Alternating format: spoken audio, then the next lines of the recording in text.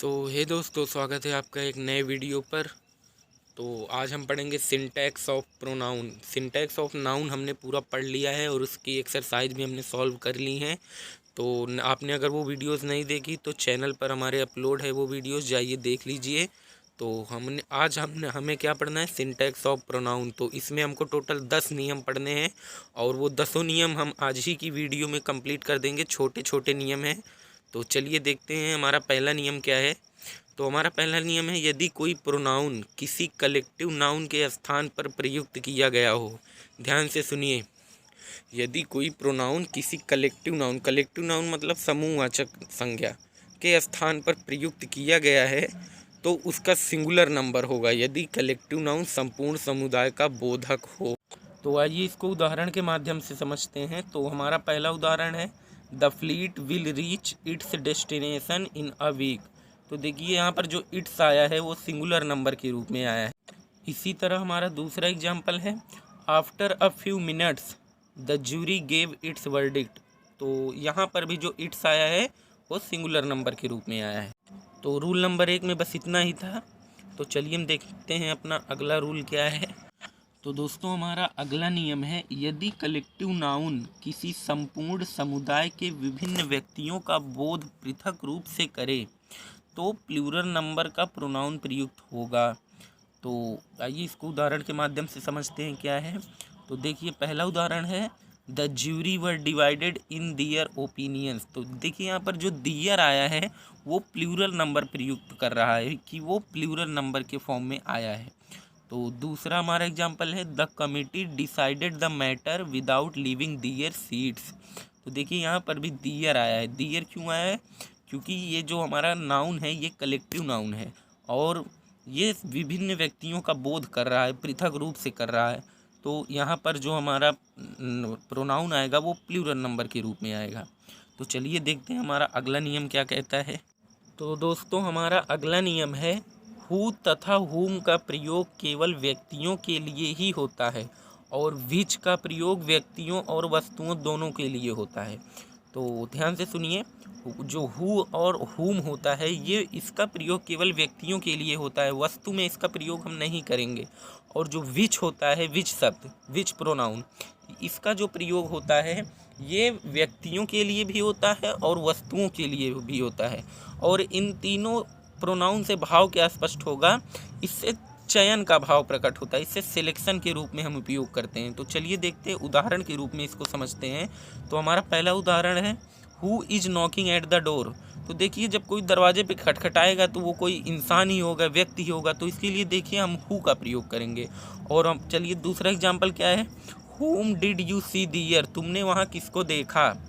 तो देखिए आप जब किसी को देखेंगे तो इंसान को भी देख सकते हैं, इंसान को ही देखेंगे, तो इसके लिए हम हुम का प्रयोग करेंगे। और तीसरा एग्जाम्पल है, विच इज योर बुक। तो देखिए बुक जो होता है ये वस्तु होती है, तो इसके लिए हम विच का यहाँ पर प्रयोग करेंगे, हु तथा हुम का प्रयोग नहीं करेंगे। तो ये था हमारा रूल नंबर 3। चलिए देखते हैं अगला रूल क्या है हमारा।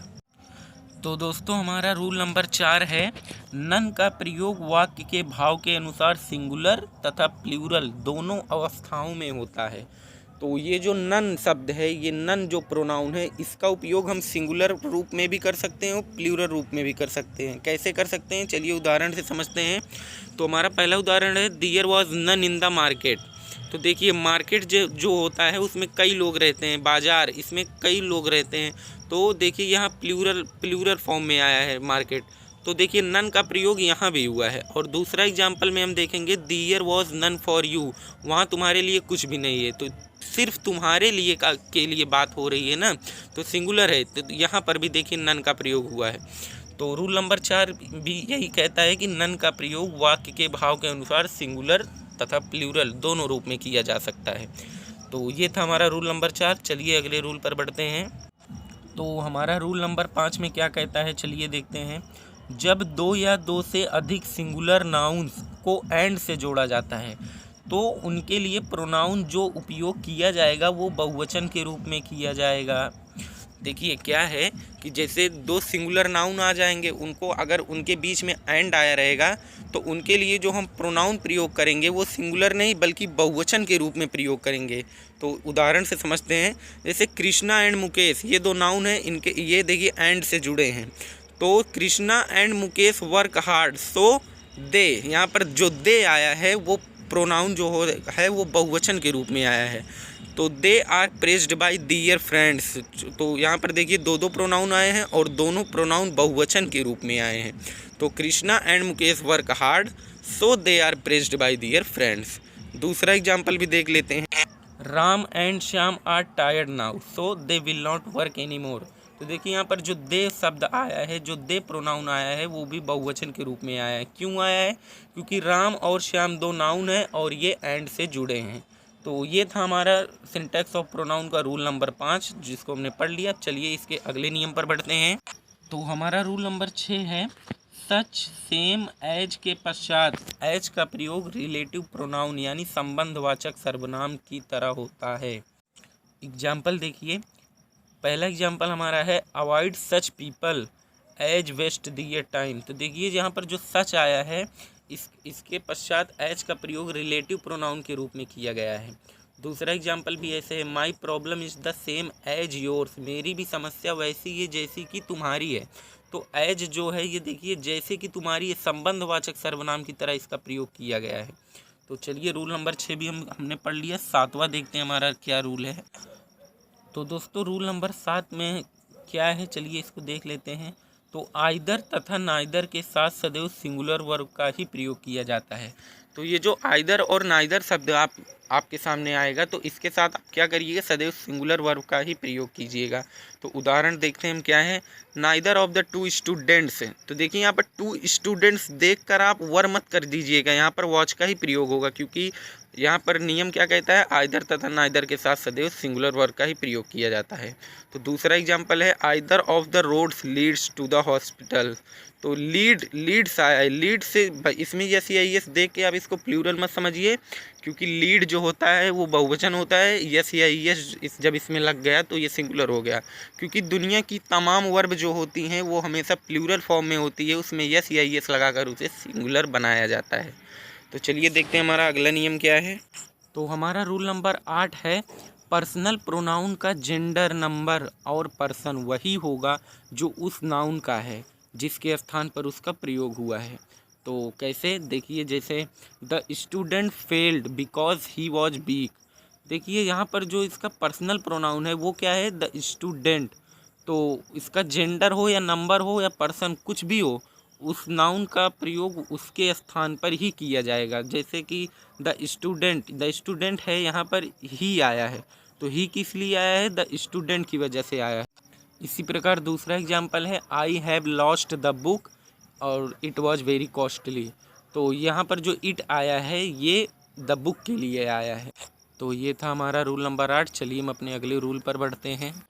तो दोस्तों हमारा रूल नंबर 9 है, वन के साथ पॉजिटिव केस में हिज नहीं बल्कि सदैव वंस का प्रयोग किया जाता है। ये बात ध्यान में रखिएगा आप लोग कि जब वन आ जाए तो उसके साथ जब हम पॉजिटिव केस में कोई एडजेक्टिव लगाएंगे तो वो वहाँ पर हिज नहीं वंस का प्रयोग किया जाएगा। जैसे एग्जांपल है, one must do his duty, ये वाक्य भी गलत है, तो इसका सही फॉर्म क्या होगा, one must do once duty, तब जाके ये वाक्य सही होगा। तो ये था हमारा रूल नंबर 9। चलिए रूल नंबर 10 देखते हैं क्या है, आखिरी रूल होगा हमारा रूल नंबर 10। तो चलिए देख लेते हैं वो क्या है। तो दोस्तों हमारा रूल नंबर 10 है, ईच अदर का प्रयोग दो व्यक्तियों या दो वस्तुओं के लिए किया जाता है तथा वन एन अदर का प्रयोग दो से अधिक के लिए होता है। तो जब हमारे वाक्य में दो व्यक्ति रहेंगे तब वहाँ पर हम ईच अदर का प्रयोग करेंगे, और जब दो से ज़्यादा व्यक्ति रहेंगे तो वहाँ पर हम वन एन अदर का प्रयोग करेंगे। तो एग्जाम्पल देख लेते हैं, Ram and Shyam love each other. Each other यहाँ पर क्यों आए, क्योंकि राम एंड श्याम यहाँ पर दो व्यक्ति हैं। तो दूसरा एग्जाम्पल जैसे है, Ritu Muskan and Krishna love one another. यहाँ पर वन एन अदर क्यों आया, क्योंकि यहाँ पर तीन व्यक्ति हैं, रितु मुस्कान एंड कृष्णा। तो दोस्तों ये था हमारा सिंटैक्स ऑफ प्रोनाउन, जिसमें टोटल 10 नियम हमने पढ़ा है। तो बस इसमें सिंटैक्स ऑफ प्रोनाउन में टोटल 10 नियम ही हैं जो इम्पॉर्टेंट है आपके एग्ज़ाम के लिए। तो हमने ये पढ़ लिया है। अब अगली वीडियो में हम सिंटैक्स ऑफ प्रोनाउन के कुछ एक्सरसाइज सॉल्व करेंगे, जिसमें आपको 10 या 11 क्वेश्चन मैं आपको सॉल्व कराऊंगा, जो काफ़ी ज़्यादा इम्पोर्टेंट है आपके एग्ज़ाम के लिए।